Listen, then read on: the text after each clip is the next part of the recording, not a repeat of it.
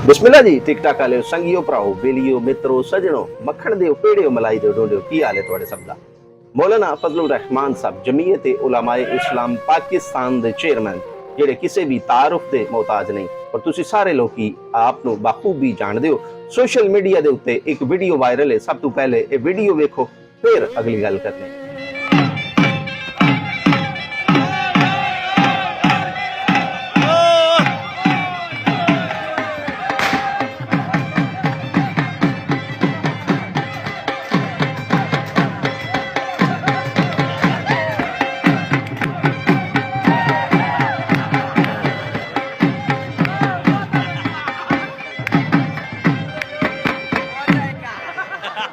Video तुसी मुलाहिजा फरमाइए, ये वीडियो सोशल मीडिया ते बड़ी ही तेजी दे नाल वायरल हो रही है और इस नूं मौलाना फजलुर रहमान दे नाल जेड़ा जोड़िया जा रहा है, जो कि सरासर गलत है।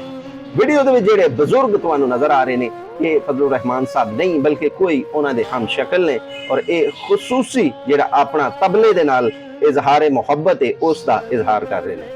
और तुसी वीडियो दे विच मुलाहिजा फरमा रहे हो कि इन्हां दे उत्ते एक खास किस्म दा वजदतारी है जिस दे नाल ये अपने सिर नूं और पैरां नूं एक मखसूस हरकत दे रहे हैं। बिल्कुल फजलुर रहमान साहब नहीं, आप दा ताल्लुक एक सियासी जमात दे नाल है और आप एक मजहबी शख्सियत ने और ये वीडियो सरासर गलत है।